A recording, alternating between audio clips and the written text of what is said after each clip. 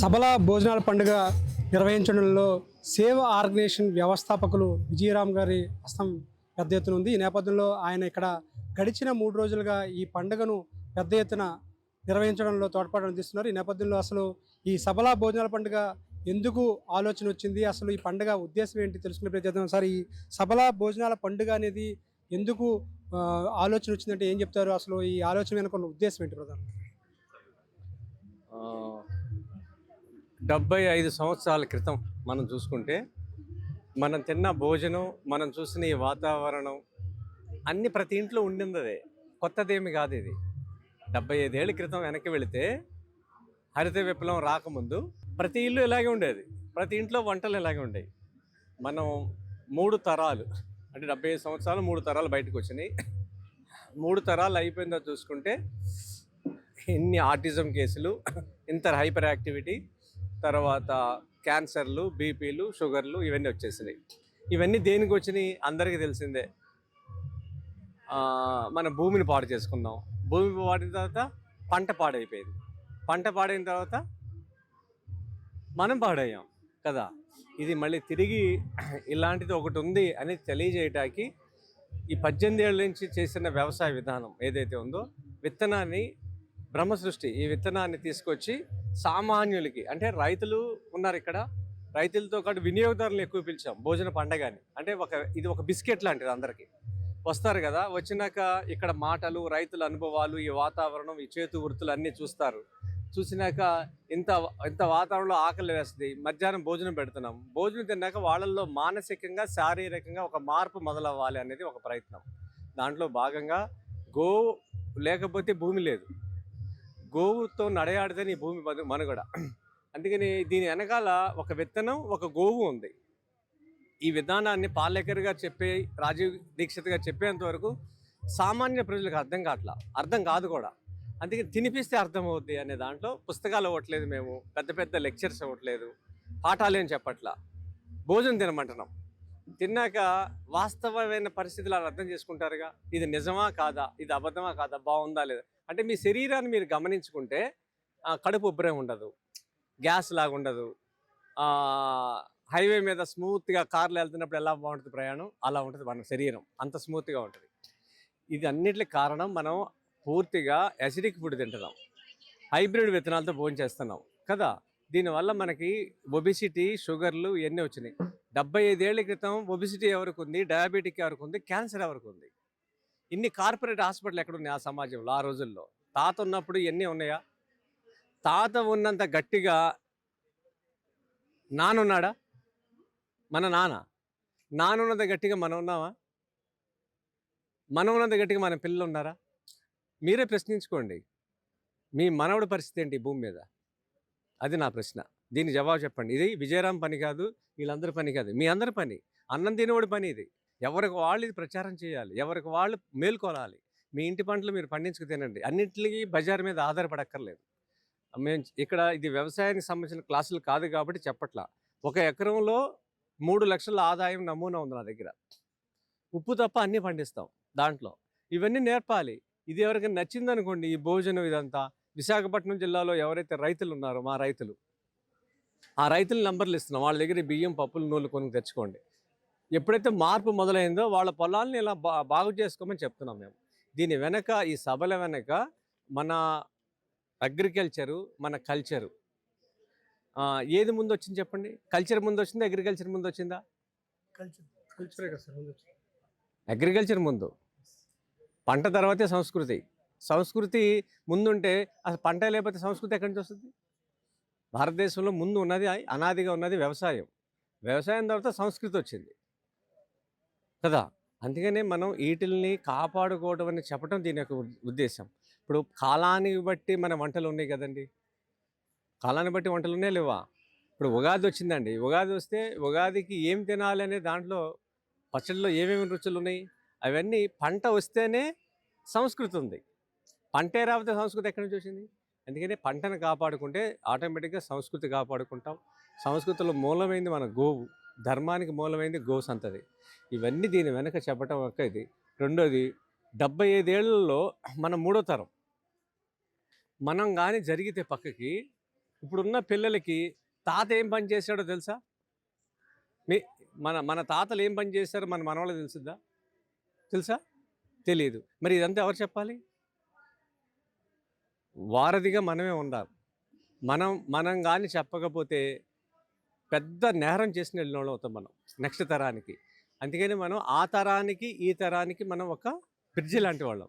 అందుకని దీన్ని ఎక్కడైతే రిపేర్లు వచ్చినాయో సరి చేసి అప్పచెప్పి వెళ్ళిపోవాలి. ఇక్కడ ఎవరు పర్మనెంట్ లేదు, ఇదంతా టెంపరీ అడ్రస్. సార్ ఇప్పుడు ఈ సభల కార్యక్రమాన్ని ఇప్పుడు మీరు ఉత్తరాంధ్రలో శ్రీకారం చుట్టారు. రాష్ట్ర వ్యాప్తంగా పెంచే ఆలోచన ఏమైనా ఉందా? అందరిలోనూ అవగాహన పెంచడం. బోళ్ళంత మంది అడుగుతున్నారు, కానీ ఈ వ్యవస్థ వెనక ఒక వ్యక్తి ఉన్నాడు. ఇక్కడ చలపతి గారు ఉన్నారు. ఆయన కుటుంబం సర్వం దీని మీద ధారపోశారు. నా రూపకల్పన ఉంది, కానీ రూపకల్పన అందరికీ ఉంటుంది, ఇంప్లిమెంట్ చేసేవాళ్ళు లేరు. చలపతి గారు లాంటి వాళ్ళు నాకు జిల్లాకి 2 దొరికితే 5 ఏళ్ళలో దీన్ని అద్భుతాలు చేస్తారు రాష్ట్రాన్ని. అద్భుతాలే.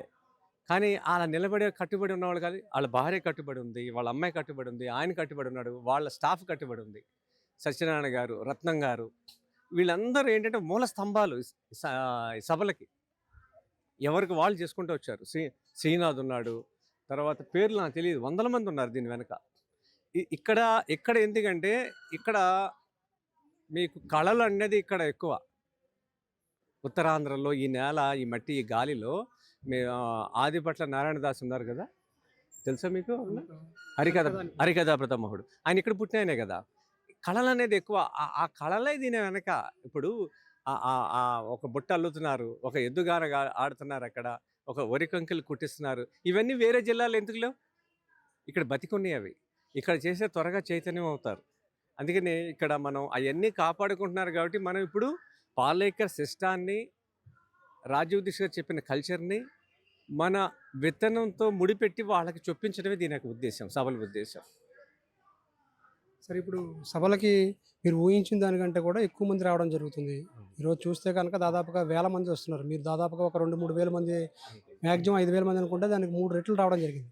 ఇటువంటి స్పందన చూసిన తర్వాత ఈ కార్యక్రమాన్ని విస్తరించాలని అనిపించలేదు? అంటే మీకేమనిపిస్తుంది? మీ అందరికి ఏమనిపిస్తుంది? జనం ఇలాంటి కోరుకుంటున్నారు అనేది అనిపిస్తుంది. అదే కదా, జనం ఇలాంటి కోరుకుంటున్నారని. అంటే ఈ సహజ వాతావరణం, ఈ సహజ పద్ధతులు, సహజ వంటలు, సహజమైంది. ఎక్కడ ప్లాస్టిక్ ఇసుమంత లేదు, ఫ్లెక్సీ బ్యానర్ ఎక్కడా లేదు, ఏ ఆర్భాటం లేదు. పవిత్రంగా స్వచ్ఛంద సేవకులు నిర్మాణం చేసిన వ్యవస్థ ఇది కదా. ఇది జనం కోరుకుంటున్నారనేది అర్థమవుతుంది కదా. దీన్ని మీరు మీ మాధ్యమాల ద్వారా జిల్లాల వారీగా చేయటానికి మా రైతులు మీకు సపోర్ట్ చేస్తాం. ప్రతి జిల్లాలో మా రైతులు ఉన్నారు, 25,000 మంది ఉన్నారు 2 రాష్ట్రాల్లో. వీళ్ళని, కళలని, మనం స్పిరిచువాలిటీని కలపాలి. ఈ 3 కలిపితే మళ్ళీ పూర్వవైభవం మనం చూసేస్తాం. 5 సంవత్సరాలు చాలు, ఎక్కువ కూడా అక్కర్లేదు. ఇప్పుడు ఎవరు పర్సనల్గా పిలిచారండి వీళ్ళని? ఎండలో అయినా సరే ఇంత పరిస్థితిలో కూడా భోజనం కోసమే వచ్చారు వీళ్ళంతా. భోజనం కోసం రాలేదు, ఇది కల్చర్ కోసమే వచ్చారు. భోజనం, ఈ మాత్రం భోజనానికి వాళ్ళు కార్లు వేసుకుని, బైక్లు వేసుకుని ఇంత దూరం ఎందుకు రావాలి? అట్లా భోజనం మీద ఫ్రీగా ఇస్తున్నామని వచ్చిన వాళ్ళు 1% కూడా లేరు ఇక్కడ. వీళ్ళంతా కోల్పోయాం, ఇదంతా చూపించాలి అని ఆ వెలితి అనేది ఉంది ఇక్కడ సమాజంలో. ఇది చాలా అగాధం ఉంది. దీన్ని కలపటం మనందరి బాధ్యత. ఇది మొదలైంది, దీన్ని ఎవరు ఆపలేరు. కానీ ఇక్కడ ఉన్న కళలు, సంస్కృతి, ఇక్కడ ఉన్న కమిట్మెంట్ వేరే జిల్లాలో ఎవరైనా ఉంటే మేము రెడీగా ఉన్నాం చేయటానికి. ఇప్పుడు మన మల్లికార్జున గారు ఉన్నారు, ఈస్ట్ గోదావరిలో వర్మ గారు ఉన్నారు. మేము చిటికలో మేము పని చేసేస్తాం, పందిలో వేసేస్తామన్నారు వర్మ గారు. నేను చేస్తాను నేను అన్నారు. అలా ముందుకు ఎవరైనా వస్తే మేము రెడీగా ఉన్నాం. అక్కడ 5 రోజులు చేద్దాం. ఇలా అన్ని జిల్లాలు చేసుకుంటా మనం తిరిగేసరికి అందరిలో చైతన్యం వస్తే నెక్స్ట్ తరం బాగుంటారు. అంటే ఇప్పుడు ప్రభుత్వాలు ఈ సహజ వ్యవసాయాన్ని ప్రోత్సహించడంలో దాదాపుగా వెనుకబడి ఉన్నాయంటే ఏం చెప్తారు? ఎందుకంటే చాలా కాలం బట్టి ప్రజల్లో ఒక అవేర్నెస్ వస్తుంది, ఆరోగ్యం కాపాడుకోవాలి, అదేవిధంగా మంచి ఆహారం తీసుకోవాలి, మంచి ఆహారంతో ఆరోగ్యం వస్తుంది. ఎవరికి కూడా మంచి గాలి దొరకట్లేదు, మంచి ఆహారం దొరకట్లేదు, మంచి లైఫ్ లేదంటే ఏం చెప్తారు సార్? అంటే ఇది ముందు ప్రభుత్వాలు అంటాం కనండి, ప్రభుత్వం చేసింది. ఇప్పుడు చంద్రబాబు నాయుడు గారు భారతదేశంలో ఏ రాష్ట్ర ముఖ్యమంత్రి చేయనంతగా చేశాడు. ఎందుకంటే పాలేకర్ గారిని తీసుకొచ్చి అధికారికంగా అనేక కార్యక్రమాలు అనేక నగరాల్లో చేశారు. దాని ఫలితాలే దీంట్లో కొన్ని ఉన్నాయి. ఎందుకంటే 15 ఏళ్ల క్రితమే పాలేకర్ గారిని తీసుకొచ్చారు. ప్రభుత్వాలు ప్రయత్నం చేస్తున్నారు, అధికారులు కూడా కొంత చేస్తున్నారు. కాకపోతే ఇక్కడ ఏంటంటే దీనికి ఒక స్పిరిచువాలిటీని జోడించటం అనేది జరగాలి. అంటే వ్యవసాయం ఒకటే కాదు, వ్యవసాయంతో పాటు సంస్కృతిని జోడించాలి, బాధ్యతని గుర్తు చేసేటట్టుగా మాట్లాడటం చేయాలి. ఇవన్నీ కలిపినప్పుడే మనసు రైతులకు ఎక్కుద్దనమాట. ఇలా చేయాలి, ఎవరి కోసం చేయాలి, నా కుటుంబం కోసం నేను చేయాలని మేలుకొలిపే మాటలు చెప్పాలి. ఇది 75 ఏళ్ల క్రితం జరిగిన విధ్వంసం అండి, ఒక రోజుతో కాదు ఇది. తర్వాత ఈ కార్యక్రమం, ఈ సభలు అనే కార్యక్రమం 50 ఏళ్ల క్రితం జరగాల్సిన కార్యక్రమం. 50 ఏళ్ల క్రితం జరిగితే ఇన్ని కార్పొరేట్ హాస్పిటల్ వచ్చేయండి కదా వాడ. జరిగిపోయింది, వెనక్కి తేలేం. కాకపోతే ఇది మీ జీవితంలో భాగం కావాలి. మీ ఇళ్లలో మీరు తినాలి, సభల గురించి 4 చోట్ల మాట్లాడాలి. రేపు మళ్ళీ సభల భవిష్యత్తులో ఇక్కడ జరిగితే ఇది మీ వేడుక కింద మీరు చేసుకోవాలి. నాకేం సంబంధం, నాది ఈ ఊరు కాదు, ఇక్కడ నేను పుట్టలేదు, కానీ ఈ భూమి నాది. అందుకనే నా వంతుగా ఇక్కడికి వస్తున్నాను నేను. ఇంకో జిల్లాలో నన్ను పిలిచారనుకోండి, ఇదే పలకరింపులు, ఇదే పని అక్కడ చేస్తా, ఏం వ్యత్యాసం ఉండదు. కానీ అందిపుచ్చుకునే వాళ్ళు మీరు ఉండాలి. ఇది అందరి బాధ్యత, నా ఒక్కరిది కాదు. సరే, ఇది సభల భోజన పండుగ అనేది ఇది రాష్ట్ర వ్యాప్తంగా ఇక్కడ సింహాచలంలోనే నిర్వహించాలన్న ఆలోచన ఎందుకు వచ్చింది అసలు? ఇది మేము 2024లో కూడా నిర్వహించామండి. ఇదేంటంటే సభల భోజనాల పండుగ అనేది దేశీయ భోజనాన్ని, దేశీయ విత్తనాన్ని వినియోగదారులకు పరిచయం చేయడం అనేది ప్రధానమైన ఉద్దేశం. ఈ 3 జిల్లాల్లో పండిస్తున్న దేశీయ విత్తనాలతో పండిస్తున్న రైతులకి మార్కెట్ కల్పించడం ప్రధాన ఉద్దేశంతో మొదలుపెట్టాము. కానీ ఈ సంవత్సరం 2026లో ఈ సభల భోజనాల పండుగని మరింత విస్తృతం చేసి భోజనానికే పరిమితం చేయకుండా భోజనంతో పాటు ఆవాసము, ఆహారము, ఆవాసము, ఆరోగ్యము అనే 3 అంశాల మీద మేము ఇక్కడ పనిచేస్తున్నాము. అలాగే గ్రామీణ ఉపాధి మీద కూడా పనిచేస్తున్నాము. ఇవన్నీ కూడా ఇక్కడ ఏర్పాటు చేసాము. దీన్ని ఇంకా ఫ్యూచర్లో ప్రతి సంవత్సరం ఇది ఇలా నిర్వహిస్తాము. అంటే దేశీయ విత్తనం అందరూ తినాలి, ఆరోగ్యం పొందాలనేది దీని ప్రధానమైన ఉద్దేశం అండి.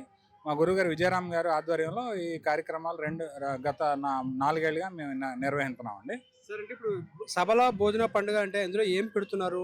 అందరికీ ఉచితంగా భోజనాలకి ఆహ్వానిస్తున్నారు, ఎంతమంది వస్తున్నారు రోజుకి? అసలు దీని రుచి చూపించే ప్రయత్నం, ఉద్దేశం అంటే ఏం చెప్తారు?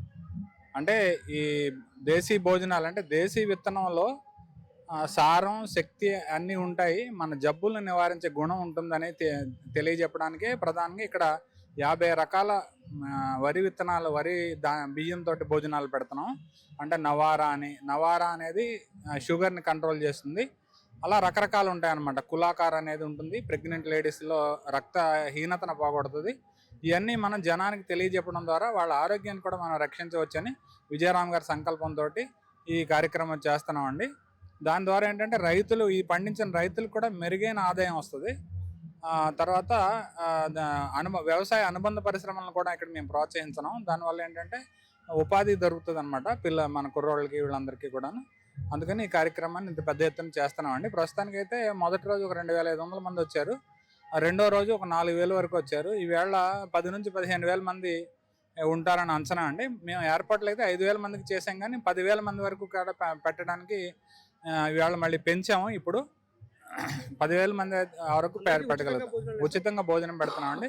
ఇది రైతులు అందరూ కలిపి చేసుకుంటున్న పండుగ కదా, ఎవరైనా అవకాశం ఉంటే వాళ్ళు కొంత కంట్రిబ్యూషన్ చేయవచ్చు.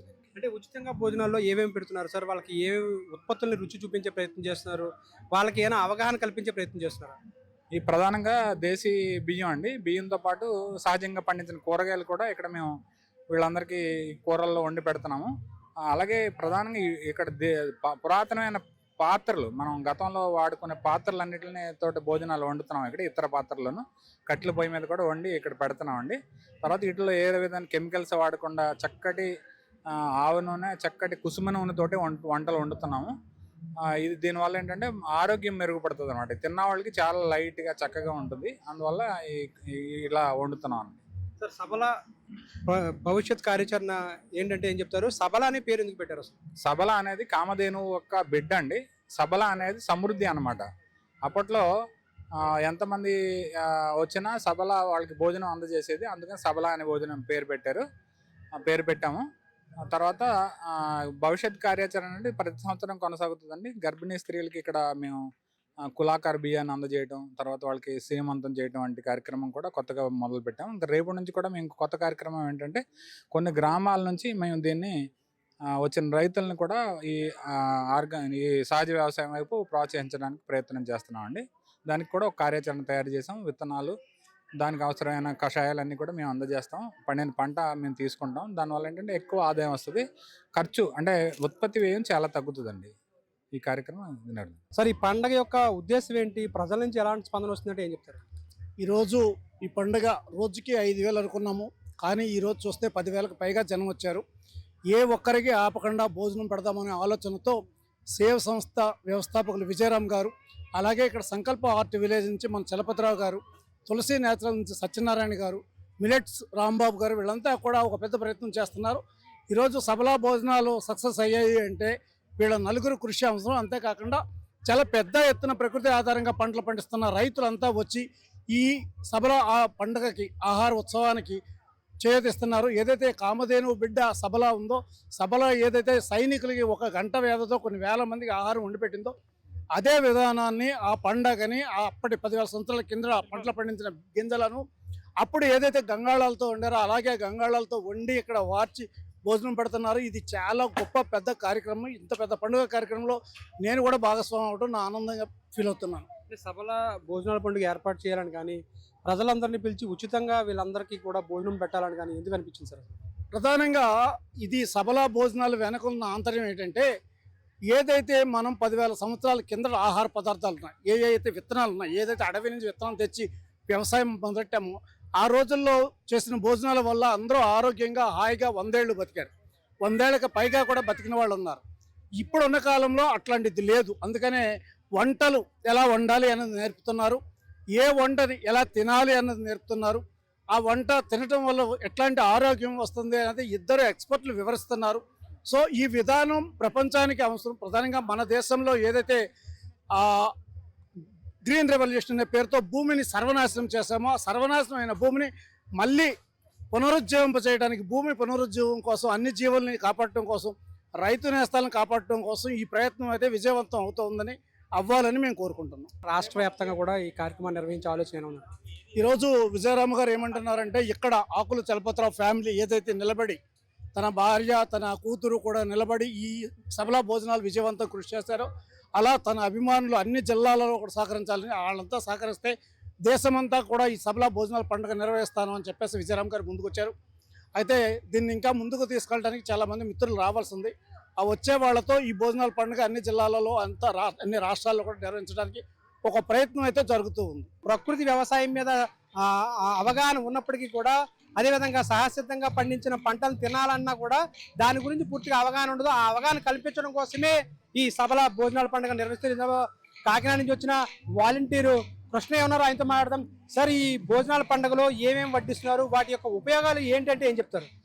ఇది దేశీయ రకాల విత్తనాలతో పండించిన వండిన ఆహారాన్ని ఇక్కడ ఈరోజు ఇక్కడ వడ్డించారండి. దీంట్లో ముఖ్యంగా నవారా, బహురూపి, కాలాబట్టి బియ్యం అన్నీ ఏంటంటే మనకి ఎన్నో రోగాలమయం అవుతుంది మనం బయట తిన్న రసాయనాలతో కూడుకున్న ఆహారం తిని.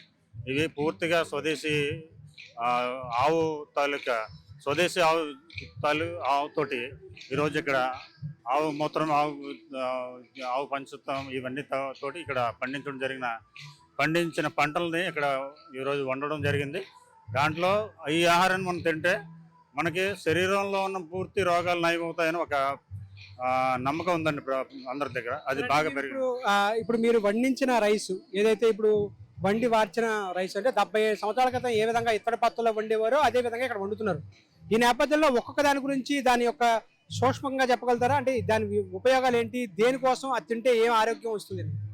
ఇప్పుడు ప్రతి ఒక్కరికి షుగరు, బీపీ అనేది కామన్ అయిపోయిందండి. అవి రాకుండా ఉండాలంటే బహురూపి, ఈ నవారా రైస్ చాలా ఉపయోగపడతాయండి. ఇవి మాత్రం కంపల్సరీ ప్రతి ఒక్కరు తిని ఆచరించాలనే ఉద్దేశంతో ఇక్కడ ఈ సబలా దీంట్లో సేవ్ వాళ్ళు ఈరోజు ముఖ్యంగా రోజుకో మెనూ పెడుతున్నారు. దాంట్లో కంటిన్యూగా ఉండేది మాత్రం బహురూపి, నవారా ఈ రైసులు మాత్రం పెడుతున్నారండి. దాంతోపాటు కాలాబట్టి తోటి పాయసం చేశారు, అవి కూడా చాలా బాగున్నాయి. ఇవన్నీ ఆరోగ్యకరమైన వంటలు. కాలాబట్టి రైస్ తోటి పాయసం తింటే ఏంటి ఉపయోగం? అది బ్లాక్ రైస్ అండి, యాక్చువల్గా నల్లగా ఉంటుంది రైస్. ఇప్పుడు మనం సత్యనారాయణ స్వామి అన్నవరం ప్రసాదం టైప్లో ఉంటుంది. అది ఇది తినడం వల్ల ఏంటంటే రక్త పుష్టి అవన్నీ జరుగుతాయి. సాధారణంగా ఈ హెమియోగ్లోబిన్ లోపల ఉన్న వాళ్ళకి బాగా పనిచేస్తుంది. అంటే సాధారణంగా చాలా మందికి ఇది ఎలా వండాలని తెలియదు. దానికి సంబంధించిన ఏదైనా సెషన్ ఇస్తున్నారా? ఎన్ని గంటల పాటు నీటిలో నానబెట్టాలి బియ్యం అంటే ఏం చెప్తారు? ఇలాంటి బియ్యాలు యాక్చువల్గా నీటిలోనూ 4 hours నానబెట్టాలండి. ఇది 4 గంటలు నానబెట్టాలి. ఇది రోజు వర్క్షాప్ ఉంటుందండి. రోజు ఉదయం 10 నుంచి మధ్యాహ్నం 1 గంట వరకు విజయరామ్ గారు వర్క్షాప్ నిర్వహిస్తున్నారు. దాంట్లో వివిధ రంగాల్లో ప్రావీణ్యులైన ప్రకృతి వ్యవసాయం చేస్తున్న రైతులు కూడా వచ్చి ఇక్కడ వారి అనుభవాలు కూడా తెలియజేస్తున్నారు.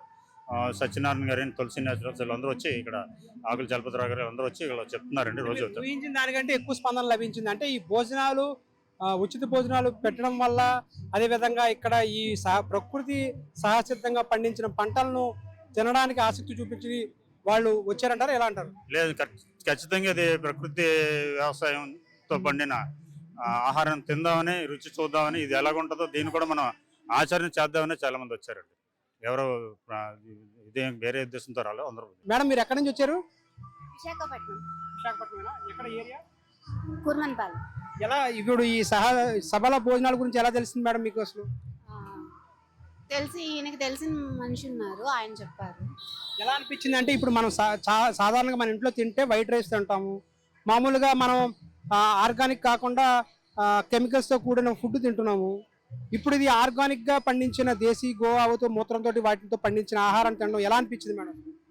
చాలా హ్యాపీగా అనిపించింది. హెల్తీగా ఉంటారు తింటే అన్నట్టు అనిపించింది. ఇదా తింటే జబ్బులే ఉండవేమో అనిపిస్తుంది. ఇంకా ఇదే రైస్ తీసుకుని వెళ్దాము ఇంకా అనుకుంటున్నాము. అదే రైస్ తీసుకొని ఇంకా ఇదే ఫాలో అవుదాము, ఆరోగ్యం అది కూడా బాగుంటుంది అని. చాలా బాగుంది.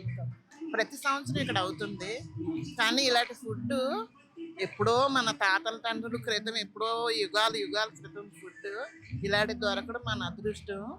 కానీ మన పిల్లలకి కూడా ఇలాంటివి తినమని చెప్పాలి. బయట ఫుడ్లు అవి ఇవి తినకుండా ఇలాంటివి అలవాటు చేయాలి పిల్లలకి. చాలా ఆరోగ్యకరమైన ఫుడ్. కానీ మనం తిందామన్నా మన ఇంట్లో ఇప్పుడు ఫాస్ట్ యోగంలో ఇలాంటివి చేసుకుని తినలేము, కొనుక్కోలేము. ఇప్పుడు మీకు ఈ ఆహారం తిన్న తర్వాత ఏమనిపించింది మేడం? ఇటువంటి ఫుడ్ తింటే మనకి ఎటువంటి రోగాలు రావు అనే ఒక ధీమా వచ్చింది. అదృష్టవంతులు అండి. ఇలాంటి తినడం అంటే ఒక ఎన్నో జన్మలు తపస్సు చేస్తే కానీ ఇలాంటి ఫుడ్ దొరకదు మనకి.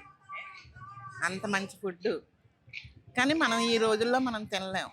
ఫాస్ట్ ఫుడ్ వైపు అందరూ మళ్ళీపోతున్నారు. అందుకే ఈ రోగాలన్నీ 20 సంవత్సరాలు 60 సంవత్సరాలకి అదే రోగం, పుట్టిన బిడ్డకి అదే రోగం వచ్చింది ఇప్పుడు. కానీ ఇలాంటి తినడం ఎన్నో జన్మలు తపస్సు చేస్తే కానీ దొరకదు. కానీ తినలేము, దొరకదు మనకి. ఎప్పుడైనా తెల్లారు లెగిసిపోయి కొట్టి బిట్లు ఆడుకుని డ్యూటీలకు వెళ్ళిపోవడం, ఆఫీసులకు వెళ్ళిపోవడాలు ఇలాంటివి అంటే ఒక శ్రమతో చేసుకుని ఇది. కానీ చాలా అదృష్టం ఇలాంటి ఫుడ్ తినాలంటే. సార్, ఎలా అనిపించింది ఈ ఫుడ్ తీసుకోవడం వల్ల? మీరు సహజ భోజనాలకు రావడం ఎలా అనిపించింది? చాలా బాగున్నాయండి. చాలా మంచి ఏర్పాటు చేశారు, చాలా బాగున్నాయి. ఈ ఆర్గానిక్ ఈ భోజనాలు మాత్రం ఎక్కడైతే మా రథం మేము తిన్నాం, చాలా బాగున్నాయి. బాగా అరేంజ్మెంట్స్ చేస్తారు. ఇవే ఫ్యూచర్లోనూ కూడా మనం ఉపయోగిస్తే మంచిది. 10 కాలాల పాటు జాగ్రత్తగా బ్రతకడానికి అవకాశం ఉంది. సాధారణంగా ఇప్పుడు చూస్తే ఫాస్ట్ ఫుడ్స్ అలవాటు అయిపోయింది ఇప్పుడున్న కాలంలో, ఈ యుగంలో. అటువంటిది ఇప్పుడు ఈ విధంగా సాహస పద్ధతుల్లో వ్యవసాయం చేసిన ఉత్పత్తుల్ని మనం ఆహారంగా తీసుకోవడం ఎలా బాగుంటుందంటే ఏం చెప్తారు? చాలా బాగుంటుంది. ఇలా చేయడం చాలా మంచిది.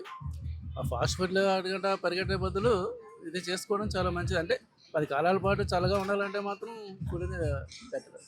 అనారోగ్యాలకు దూరంగా ఉండగలుగుతాం. చాలా దూరంగా ఉండొచ్చు. 100 years అంటే 90 years అని బ్రతకవచ్చు. సభల భోజనాల పండుగ జరుగుతుంది. ఎక్కడి నుంచి ఎలా తెలిసింది? మీడియాలో వస్తుంది, పేపర్లో వార్తలు వస్తున్నాయి. అది ఆసక్తి 3 రోజులు పెట్టి వస్తున్నాను నేను. 3 రోజులు పెట్టి చాలా చాలా బ్రహ్మాండంగా ఉంది. చాలా బ్రహ్మాండంగా ఉంది. అంటే మనం మామూలుగా సాధారణంగా వైట్ రైస్ తింటాము. అదేవిధంగా దాంతోపాటు ఇంట్లో వండినవన్నీ కూడా కెమికల్స్ కలిపినవే ఉంటాయి. సహసిద్ధంగా పండించినవి ఎక్కడ ఉండవు. అటువంటి సందర్భంలో ఈ విధంగా సహసిద్ధంగా పండించిన వాటిని ఉచితంగా వీళ్ళు సభల భోజనాల పండుగ పేరుతోటి ఆహ్వానించి మరీ పెడుతున్నారు. ఎలా అనిపించింది? అంటే వాళ్ళ సంకల్పం వేయడం మనకు పూర్తిగా తెలియదండి. కానీ ఫుడ్ అయితే ఆహారం చాలా బాగుంది. నేను గ్యాస్ట్రిక్ ప్రాబ్లం ఉండేది. 3 రోజులు ఫుడ్ తిన్న తర్వాత చాలా రిలీఫ్ అయింది.